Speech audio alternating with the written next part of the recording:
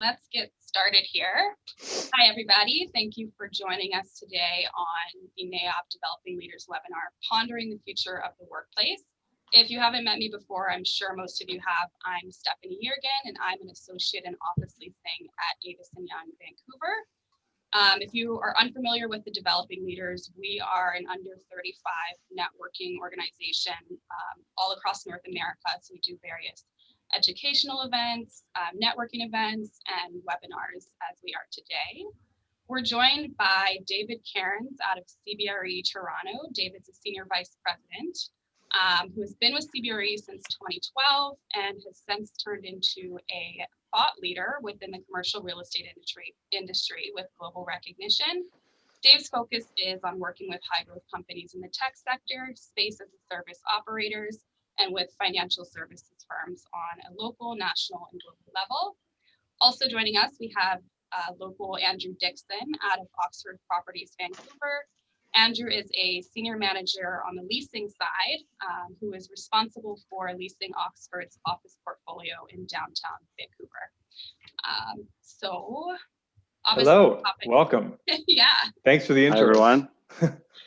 So before we jump in here, if anybody has questions, I'm sure you're familiar with Zoom by now. It's only been 12 months on it. Feel free to use the Q&A function and throw them in as we go along, and we can answer them as we flow through.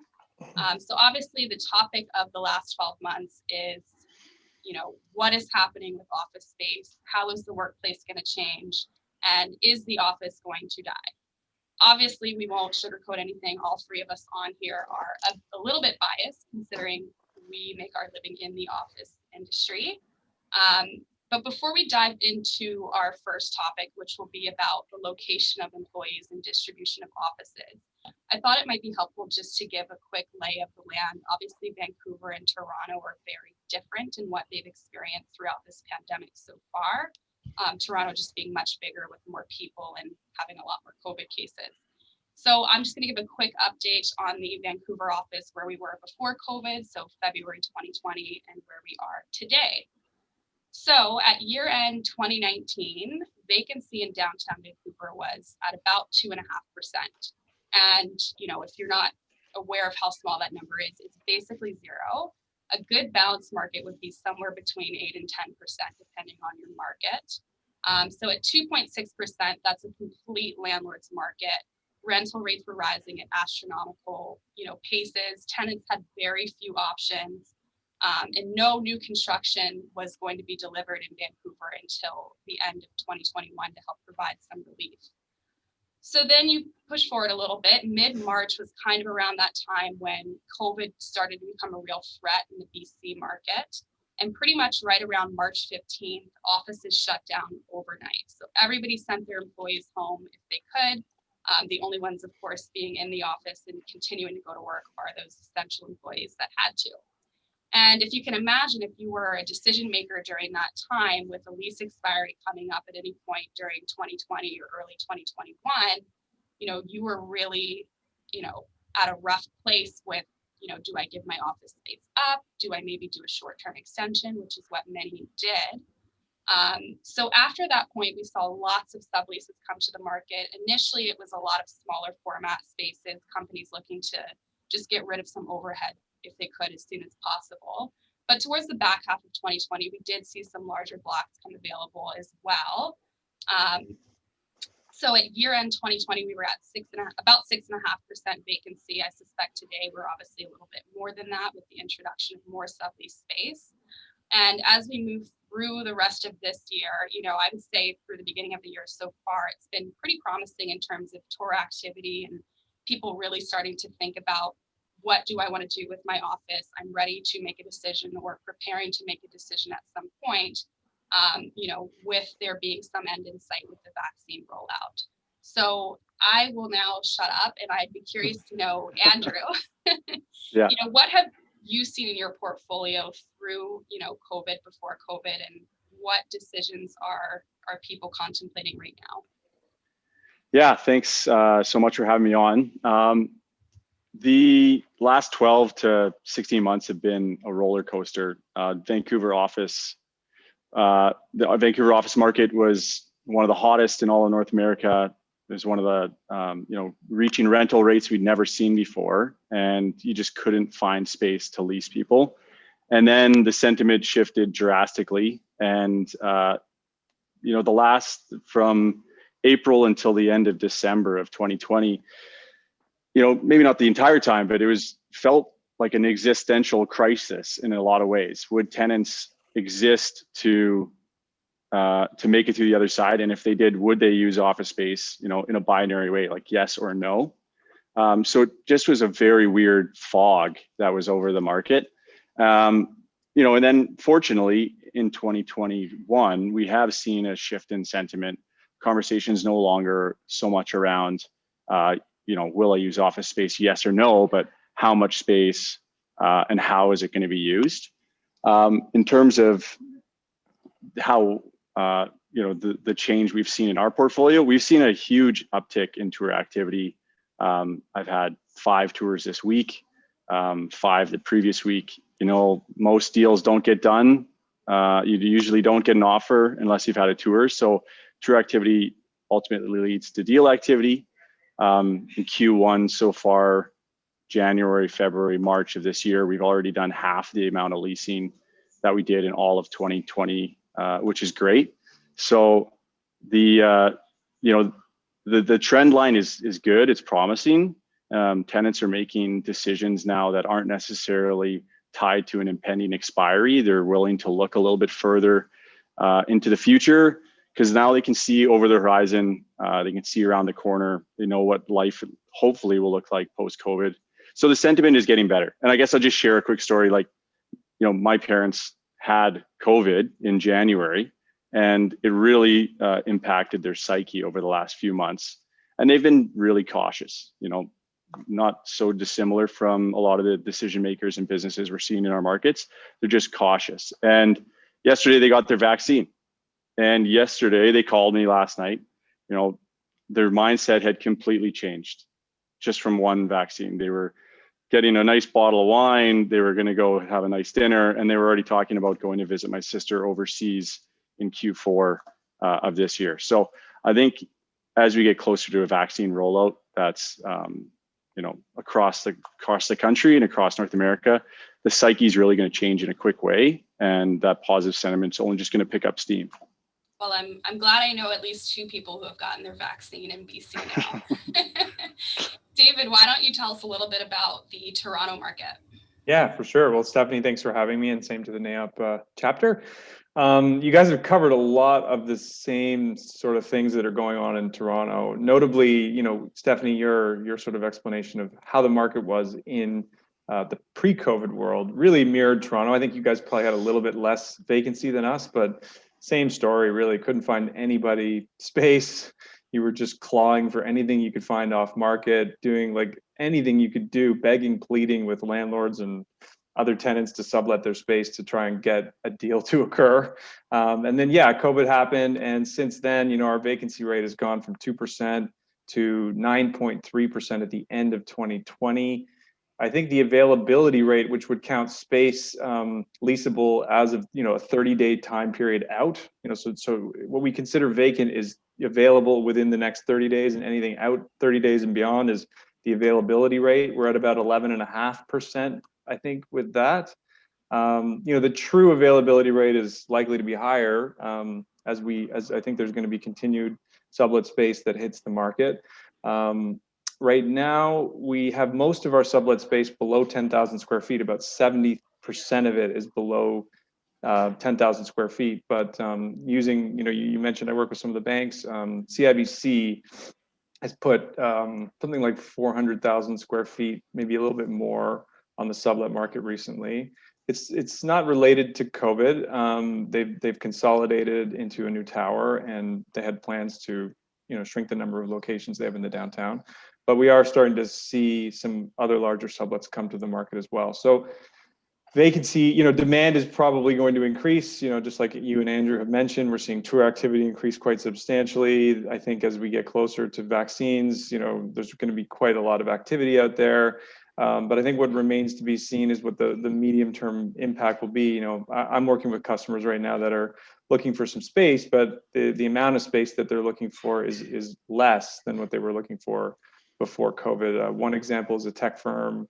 They were thinking they needed 12 to 14,000 square feet before COVID. Now they're looking for 7,000 or 8,000 square feet because of a more distributed way of working. Helped another firm consolidate 2 locations down to 1. So they've gone from 11,000 square feet to 4,500 square feet. And the reason for this is actually because of what COVID has shown them, that they can work in a more distributed fashion. It'll be really interesting to see whether those sentiments over the next 5 years, remain the same or potentially shift back to, a structure that was more like the pre-COVID world. I personally don't think it will, but time will tell. But yeah, same kind of sentiments over here. We've had a ton of increase in activity on tours. Unfortunately, we've just gone into another lockdown, and Toronto that's been the difference probably between Vancouver and Toronto, is that the lockdown and the number of COVID cases has stifled tour activity and pushed decision making even further.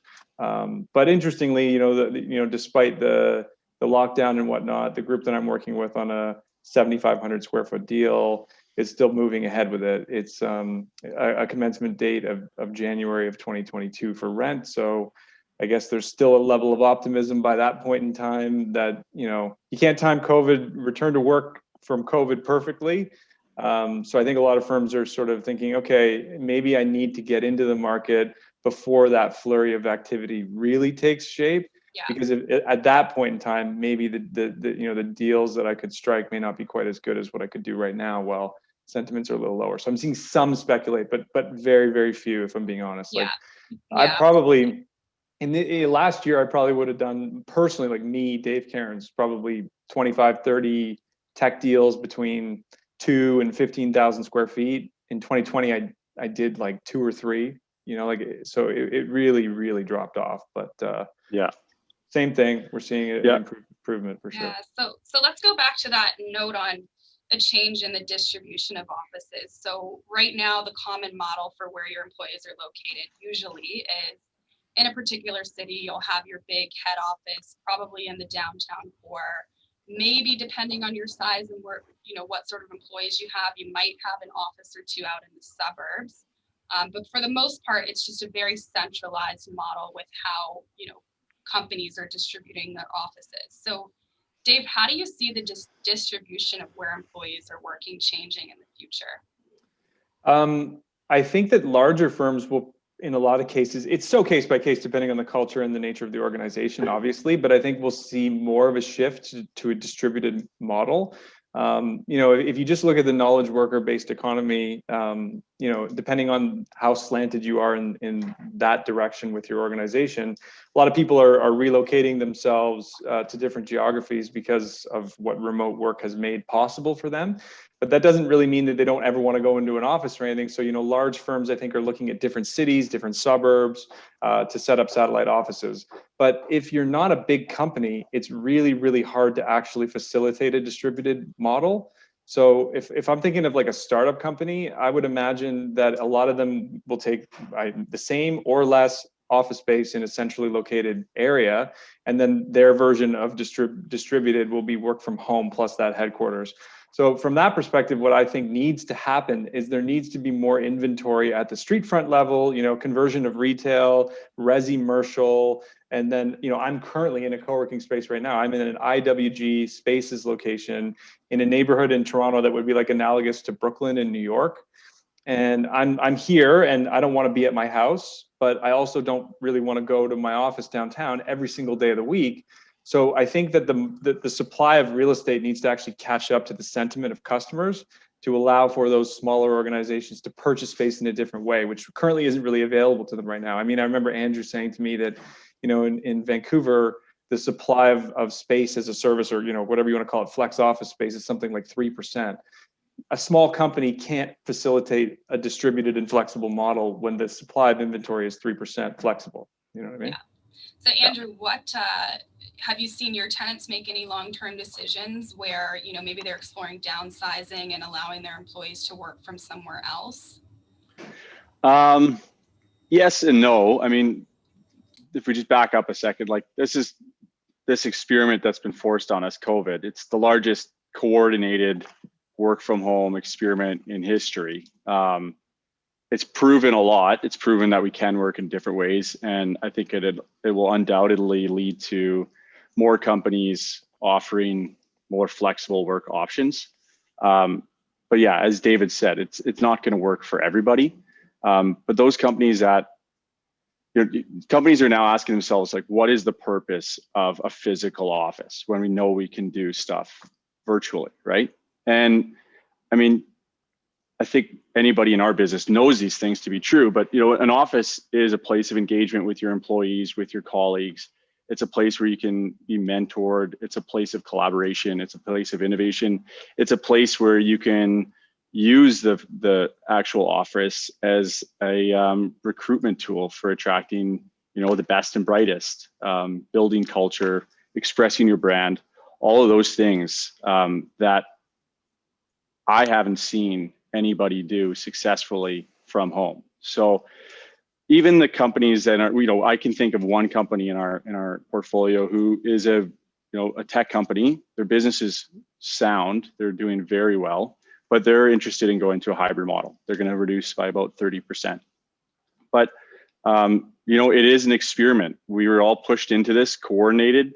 Everybody had to go home, and now you're seeing everyone's kind of going their own way. Whether you're Salesforce promoting a full work from home, or you're Amazon, who came out yesterday and said that it's going to be an office-centric model going forward.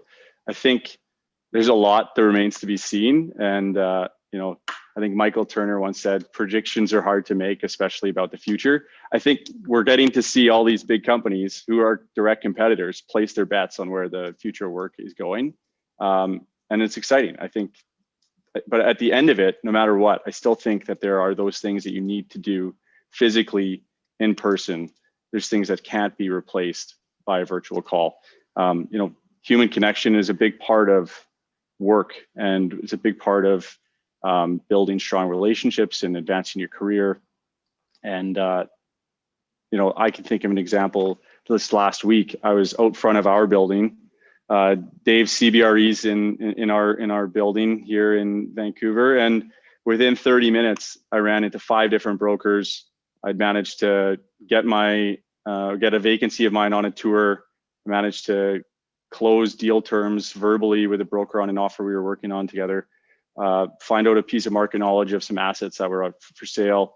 Figured out somebody was having a baby, and figured out somebody was also celebrating a birthday. So those are in 30 minutes is a pretty efficient use of time just to be there. It wouldn't happen at home. Blair Quinn having another kid? I don't think it wasn't him. Is it a land? No, neither. It was your managing director, Jason. Oh, okay. Oh, nice. Wow. Nice. I was going to say, don't be surprised if you see a bunch of Avis and Young office brokers now hanging out in the lobby of MNP Tower. Yeah. Can I add one thing to that? Sure, go ahead. So, I'm in agreement with all those things you're saying about, human interaction. I think the thing though about it is there's needs to be this growth of these third spaces, right? Like I think that there's an incredible opportunity to repurpose some retail that's not performing to, I'm in an office building that was recently converted from a storage facility into office in a residential neighborhood. And this allows me the opportunity to be able to gain some autonomy and separation from my home, but not necessarily do all of my work from a central location, right? So an ideal balance for me, I'm different because my job is just so fluid as a broker. But I've talked to guys that I'm friends with at LinkedIn and Salesforce that are in sales in these types of organizations, right? And what they're telling me is that they'd like to be in their office 2-3 days a week, and then the balance they might like to be doing work that's more heads down at home. But I can guarantee you that if there was more supply of flexible workspace available and it could be purchased by large organizations such as LinkedIn in a more on-demand way, I can promise you that those people that are working from home would find their way into some of these spaces if that sector can grow. So I think it's just really important to touch on the fact that it doesn't actually have to be like office or home. It could be something infinite in between. And I think that part of the world of commercial real estate really has a long way to go. And in a positive sense, there's a lot of runway. Okay, so let's talk about, how landlords are maybe evolving their portfolio to include some of these more service-oriented options. Andrew, as you know, Oxford has explored its own flexible office solution in the Calgary market, which has obviously struggled quite a bit more than Vancouver or Toronto, called Oxworks. Can you tell us a little bit about how that's been working for you as a landlord operating that? And do you think that's going to be a long-term trend for other landlords, or will they leave it to third-party operators to take care of? Yeah, it's a great question. And it kind of dovetails what Dave was just saying, converting other space that may not have a better, more obvious, suitable use at the moment. I mean, in a market like Calgary, where the vacancy rate was so high, we had some challenged space that we were able to kind of take a risk on. And as a company exploring co-working globally on our platform, talking to other third-party groups, we also thought, why not try and see if we can build a platform and pilot something ourselves. So it made total sense. It was comes with some challenges. This isn't something you just build and turn the light on and walk away from. You've got to man it, you've got to market it, you've got to really go to school on the layout and design and figure out what's going to work. So there's a lot of learnings in it. But as far as, and then another example was when we did 111 in Toronto, which is like a large incubator for tech startups. Again, that was space that was kind of challenged. It's a 50,000 square foot floor plate, but it works for that. Huge success. It was a huge success. Huge. Yeah. Part of what was amazing about that too, sorry to interrupt you, but was just like that you niched it down and made it about like the best quality innovation companies in the Toronto ecosystem. Like it wasn't just for anybody. You had to apply. Inclusive in that sense, Yeah, you had to apply, and but then once you were in the community, there was all sorts of expertise down there that you could access, which was really cool. As far as going forward, like the co-working space is really interesting. As far as there's a lot to talk about real estate these days, but co-working is an exciting, evolving space. They've had a really tough year in 2020 and knocked them back on a lot of different ways. And it's presented a lot of challenges, but I don't think it's all bad news. There's, every cloud has its silver lining. And I can think of 2 renewals we did last year in Vancouver with 2 independent co-working operators who were running businesses that didn't necessarily get hit as hard. They saw a softening market in terms of rental rates here and jumped at the opportunity to do early renewals. So, those are good stories as well. And whether we build the platform ourselves and continue the Oxworks brand across our portfolio or not, we've always recognized the value of co-working in our portfolio as an amenity, as a value, the value of it for existing tenants. So we have a long relationship with lots of different coworkers in all of our properties.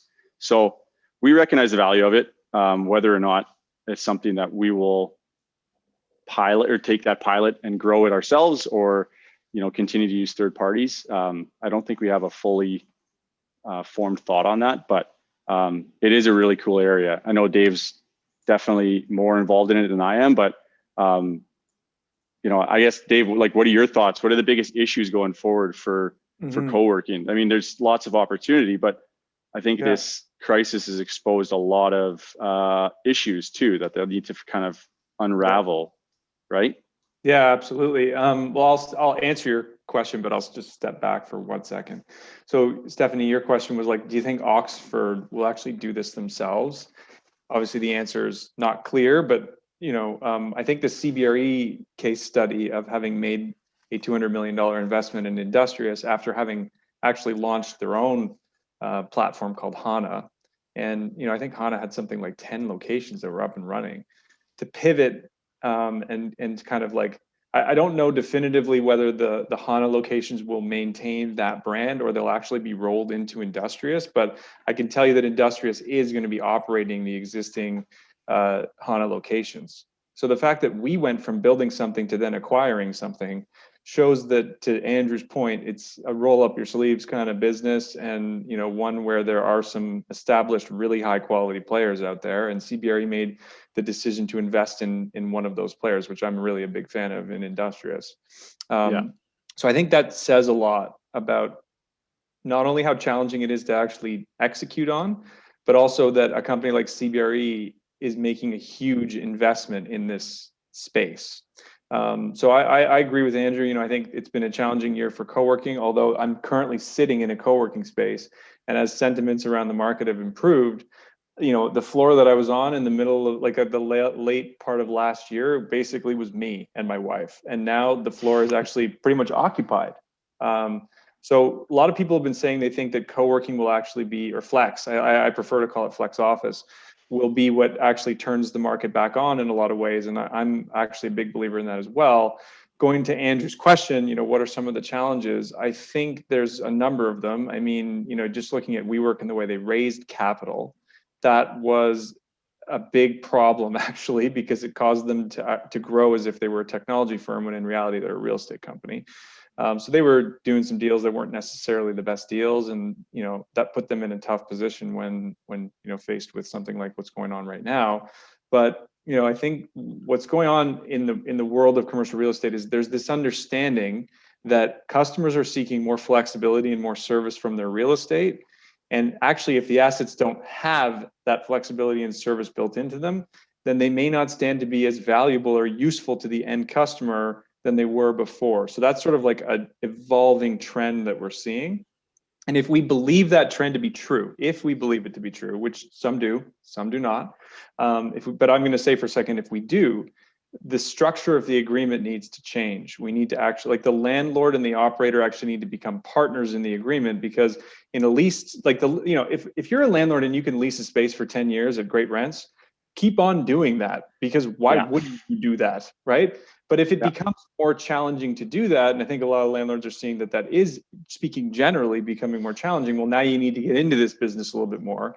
And if you're going to get into it, you're better to be in a partnership than you are in a lease, because if you've got a lease, you get none of the upside and you're actually exposed for all the downside. So that is, I think, one of the evolving changes that's going to take shape. We need to shift to management agreements, but it isn't as easy as snapping our fingers. There's some significant implications on asset values, financing, you name it. It is not easy. So the capital markets are actually going to have to kind of catch up, and I think start to look at these contracts in a different way. And the only way to do that is for the evolution of the sector to grow, because we don't really have a Marriott hotel example that we can point to that says, if we put a Marriott on if we put a Marriott in an Oxford flag and it's operated to the best possible, highest ability, that asset's going to generate a big return. We don't know that yet in the flex office sector. There's still some runway to figure that out.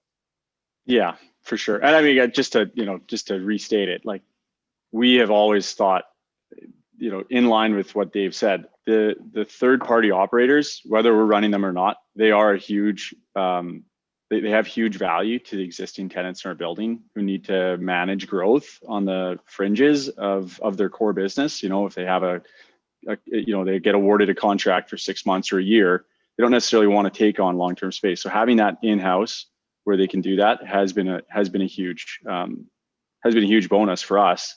But just for context, like, the reason I think the co-working space is exciting is because it has so much room to grow, especially in a market like Vancouver.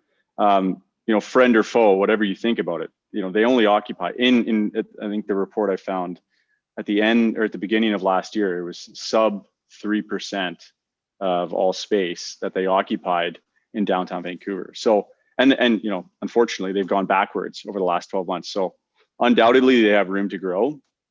And it's an interesting space, but they also need to evolve. They're not going to, in order for it to work, as Dave's talking about with the management contracts. And Dave, I'm curious if in an ideal world, landlords were able to accommodate, enough co-working space in different areas that employers could have that distributed model. Are decision makers pushing back at all about the difficulty of logistically managing having people all over the place? Oh, I mean, that's like every company's sort of like, it's funny, right? Like the CEOs and leaders, I think, are realizing, okay, like maybe like we can live a more balanced life as a company. People can have more choice, more autonomy, more trust, and like that's all really awesome. You know, even like we can measure performance rather than like visibility, and that may actually be really great. By example, as for a mother who wants to be able to like get promoted but still be able to like pick her kids up at 3 o'clock, or a father, it's not even just like a gender related thing. So those things are all great, but executing on it is extremely complicated. Like even if the space was there, which frankly the space evolving to get there is a 5 to 10 year horizon, to get to the point where companies can actually make different decisions, because it isn't even just about the inventory being converted, but it's about a marketplace being there to be able to purchase it in the same way that you purchase an Airbnb hotel or you purchase like a nightly hotel rental. Like there's so much to go on the real estate side. And then, the best HR leaders in the world out there are very public in the news right now and saying like, we're just figuring this out as we go. Like I read something from the HR leader of Facebook, and she was, I don't remember her name, but like I was just grazing an article and she's just like, yep, we're just kind of like fumbling around trying to figure this out. So it's a big experiment, right? And like now we're entering the phase, which is fun to watch in a lot of ways, if you're into real estate like we are, to see how these bets play out, because everyone is picking a different path. A lot of the big guys anyways, the big tech people.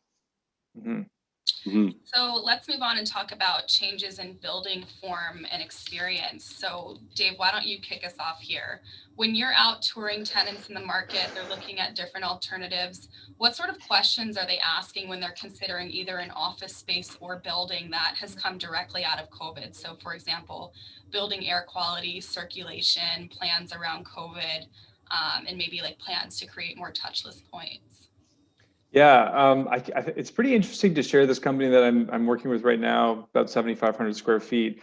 So they're looking in the Yonge and Bloor area, which, like, if you're not from Toronto, is equivalent to, I guess, Fifth Avenue in New York City. It's where all high street retail is. What I found interesting is like they're willing to engage on a sublet in a better quality building connected right to the subway that is currently in base building condition. It's a sublet. And so we're going to be getting some really favorable rental terms, but they're going to have to go and manage this build out themselves in a market that has 3.5 million square feet of sublet space, most of it built out, right? So, Yonge and Bloor is a little niche submarket, and so there isn't as much sublet space in that particular submarket, but there's enough that they could actually walk into a space that's basically ready to go. And they're choosing the better building and going through a build out themselves. So to me, that says it all. Like it says that high quality real estate is what people are looking for. And, I think from the perspective, like these health and safety issues are table stakes. They're total table stakes. Like the customers are going to be expecting that going forward. And a landlord like Oxford is like way ahead of the pack in that sense, because they've already been all in on health, wellness, safety, and hospitality for many years. But there are a lot of landlords out there that are not prepared, quite frankly, and I think that they're going to be in some trouble. But if you go beyond that, my personal belief is that buildings need to facilitate workspace as a service, as a lease up and retention strategy, and that's a much bigger issue. It's challenging, but I think there's really a big opportunity over the next decade, because as vacancy goes up, landlords are going to get larger blocks of space back for the first time in many years. And there's going to be less certainty around how they're going to be able to lease that space. And if you can bring some of that workspace as a service into your building, whether it's through a third party or you're doing it yourself, and you can, sort of offshore some of the event and meeting space, and allow some portions of a leased footprint to be leased on a flexible basis. If you have all of that living in your building, you're going to give a company like Salesforce a great opportunity to decide what they do with the remaining amount of space that they have a lot more visibility on from a medium and a long-term perspective, if the building can facilitate more on demand as well. So like you can see where my slant is. Like I'm all about space as a service.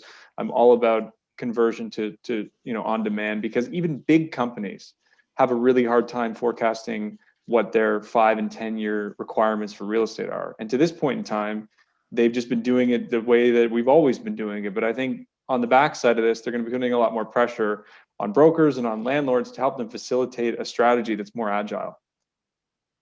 And Andrew, in Oxford's portfolio, what temporary or permanent changes have you been implementing or plan on implementing in your buildings to address some of these new demands from tenants?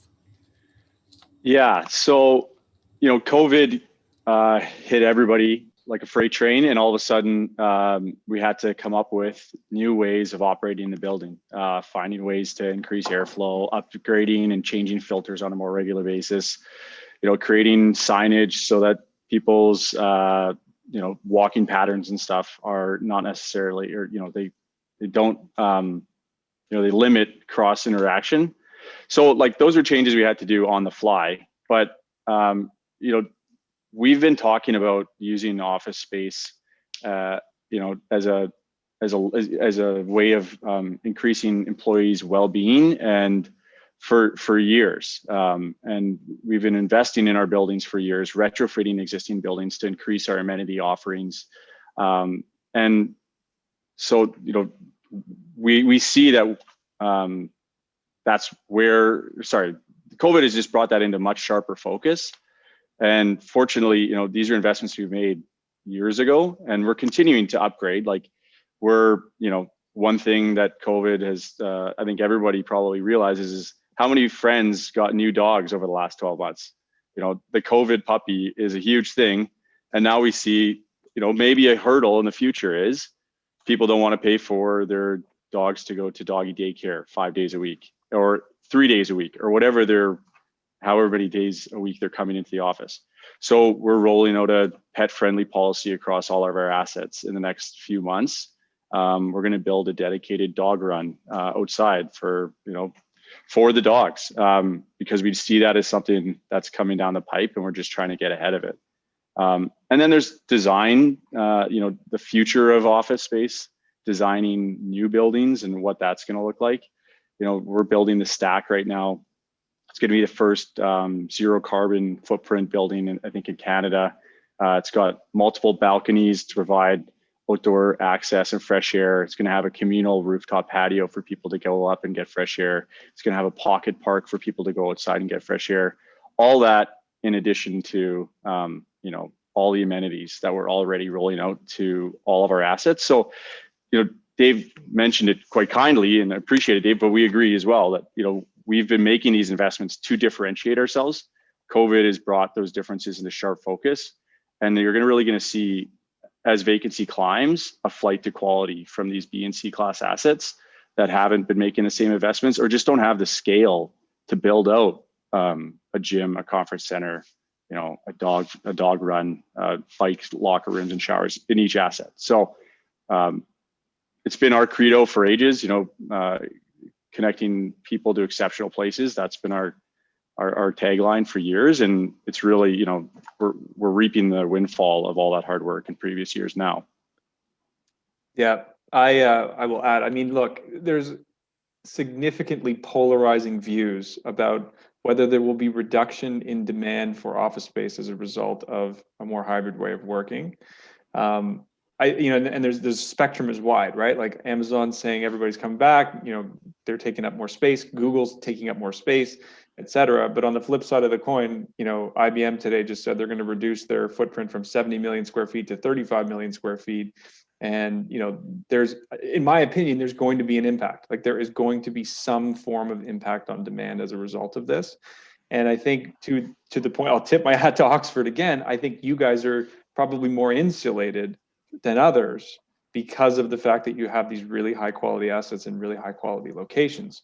But I do think that we're going to see some landlords and some buildings that are really seriously impacted by what is going on right now, because I don't believe it's just a snap back to the way that it was. Well, you can see it. You can see it elsewhere. You can see it in markets that are doing poorly, like Calgary, for example. The B and C class assets there have been completely gutted, and there's just no way for them to compete with a AAA class asset that has all the amenities and is willing to negotiate on price. Like there's no way for them to compete. So there is going to be a flight to quality as vacancy rates climb. There's no doubt about it. I want to see some conversion to vertical farming. I think that would be a really cool thing to do with office buildings that don't really have a significant purpose anymore. We need more residential in Vancouver though, so that'll probably yeah, residential precedent too. over vertical farming, but Yeah. that is a neat idea. Something I found really interesting pre-COVID, I was working with a client of mine, a digital gaming studio, and they are in a C-class building in Burnaby, which is one of the suburbs of Metro Vancouver. And they had about 20 people in 3,000 square feet, not great office space, zero amenities, kind of close to transit, but a bit of a walk. And as we got into COVID, they, obviously the nature of their business, their employees all went home and had no problem working from home. And their manager assumed that, we're probably not going to need any more office space, and maybe not the one that we have right now. But then he circled back with me just a couple of weeks ago, actually, because, right now they are on a hiring spree. They're trying to get more talent and they're struggling to do so. And they're not the only ones in that field. It's an extremely tight job market. And he says, Steph, I know what I told you when COVID began, that we don't know if we're going to need our office, but, plans have changed. We're actually looking for something that's in a newer building, that's right on transit. We're happy to build it out even from shell conditions so that we can make sure we get exactly what we think our employees will want to have as a tool for attracting more employees. So, whether or not that's a trend that'll be seen amongst different industries and a whole bunch of tenants, we'll see. But, I just found that very, very interesting. Yeah, definitely. So let's go into some of the challenges. We've already touched on a few of a decentralized workplace, but I think two of the main things that people are bringing up right now are culture management and transfer of knowledge, or mentorship amongst younger employees. And another thing also, that we've talked about is that collaboration, that being around other people, that hustle and bustle that you feel. Dave, how do you think companies are going to do what do you think companies are going to do to address these concerns if they go for that more decentralized model? Well, I think all of us on this call need to make a disclaimer that we don't know what the hell we're talking about on this particular issue. But I actually can draw on a unique experience. Like I used to be a professional poker player, notably an online poker player. And what I found really interesting about that world is it is very much so a digital first world, right? Like you make your relationships with people online first. All of your learning and training and everything in respect to your development is done online first. And then there are, very natural and organic ways in which you end up collaborating with people and meeting up with them at various poker stops, or you might actually get together and rent a house to like play a series of poker festivals together. Like we did this kind of thing together, right? But everything that we did was built around this digital world as a construct. And because it was set up that way to begin with, there wasn't as much friction in collaborating and forging relationships with one another. But I think the challenge for a lot of organizations is that they have been fully set up as office-centric organizations for some time, and making a transition to having some of their practices be more digital, maybe perhaps more asynchronous in the way that collaboration takes place, i.e. like people are collaborating on a given assignment, but they're not maybe necessarily doing it together at the same time in the same place. Like a lot of companies don't know how to make that transition. I think that in my mind is what Tobias Futke from Shopify was saying when he called himself a digital first company. What I think he actually was, a lot of people interpreted what he was saying is, I don't need any more office space. He did say like office centricity is dead, and he hasn't said anything since. But if you take that out of it for a second, what I read into is that to date, the real estate has actually the real estate has been at the forefront, and everything that the company does, whether it's the technology, the training, the collaboration, without the office, they're basically screwed. Now they're saying they want to maybe invert the paradigm and have a sort of a structure and a culture and sets of practices that are digital first, not to say that the real estate doesn't matter anymore, but that in a world that is very technology oriented, all it takes is a pandemic, or something of that nature to show you that, like, if you're not set up that way, if you can't train people that way, if you can't onboard people that way, if you can't collaborate that way, then you could be screwed, right? So I think that's really what this is all about. A lot of companies are trying to figure out how they can migrate some of the ways they do things to the cloud. It does not mean they don't need real estate. It does not mean people will not be together. It just means we have to update the way we do things. That's the way I look at it. Mm-hmm. And Andrew, I'm going to throw the same question over to you. How do you think companies are going to address these main concerns of decentralized places?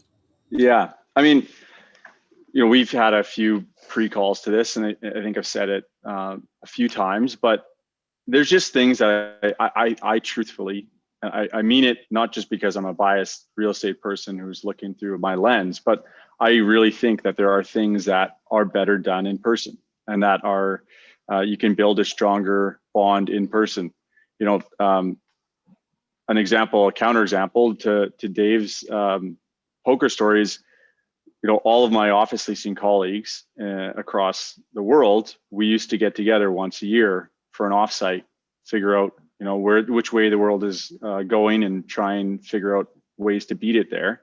And, in those 5 years that we were having these offsites, just that one weekend alone would give you enough ability or enough opportunity to build enough rapport that you automatically felt super comfortable calling your colleague in Berlin or London or Boston at a moment's notice. And then fast forward this past year, we've been having these meetings virtually on a weekly schedule, which is way more often than we talked pre-pandemic. And the relationships really haven't, the bonds that are there were forged pre-COVID. So I'm just a strong believer that you need to be in person for a lot of this stuff, whether that's, the things that we've already harped on, like innovation or collaboration or mentorship or all of those things. I mean, personally, like, I get my energy from being around other people. I'll stay in the office longer and work longer hours if my colleague's behind me and we're both working on something. I'll, stay on a treadmill longer if somebody's running beside me. I'll ski more runs at a ski hill if my friend wants to go some more than I would otherwise on my own. So I get energy from other people. And while I understand that's not true for everybody, I think you are pushed to your limits, further to your limits by the people around you who are challenging you, rather than working at home in a silo. So it sounds like you're saying, rather than finding a way to do these things apart or virtually, companies will probably just have to make a more coordinated effort to get people together for that collaboration, that culture management, and mentorship. Yeah, like, that's what I mean when what is a physical office good for, right? That's kind of goes back to what I was thinking. It doesn't have to be mothership for 100% of employees, but it will need to be a place where everybody comes under one roof, however regularly that's going to be for every company to decide, because we haven't found a way to replace human connection. And if we can find, if there's a software out there that will let us do that, I will sell everything I've got and go all in on it, because that's the ball game. That's the end of human interaction. But I just don't believe it's happening. I mean, and I'm quite comfortable saying so. I think that the office is a place where people are going to always have to get together, because, not to use Amazon's incoming CEO's word, but you just riff better in person. There's just more innovation, creativity when you're spitballing, and it can't. It either has to be all of it, like everybody on a call like this, where you take time and give everybody the same amount of time to speak, or it has to be everybody in the same room. You can't do it with 2 people dialing in and 3 people in a room. It doesn't work the same way. Right. So we've got about 8 or 9 minutes left. Before we get into, I've made some rapid fire questions for both of you. Do you have any other quick thoughts on trends or predictions, or should we just go right into our questions here? Let's go right into it. Let's go. All right. So we're going to start off easy for you, just for a little warm up. So it's a post-COVID world. Where are you traveling to next, Andrew? I'm going to Thailand. I haven't seen my sister in almost 2 years, so I'm going to go see her. And Dave?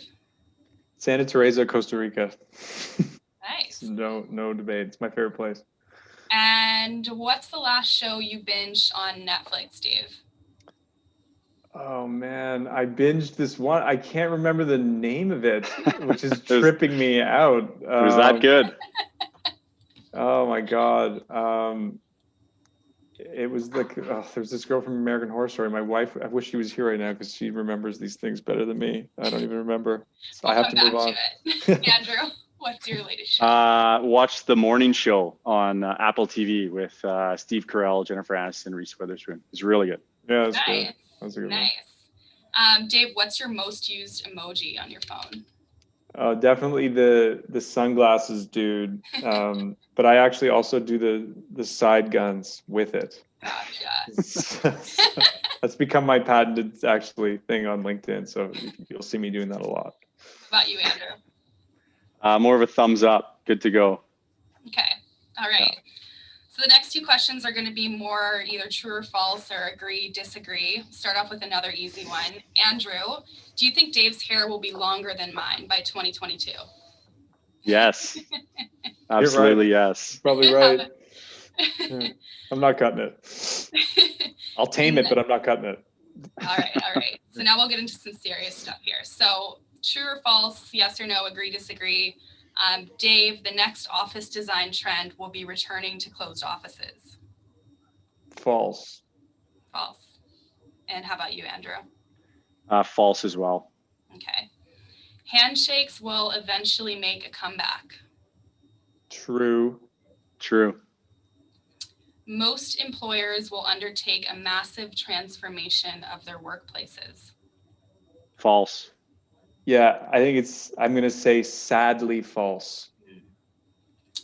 Employers reluctant to change their workplace at all, whether that be design or flexibility of where you can work, will struggle to retain or attract talent.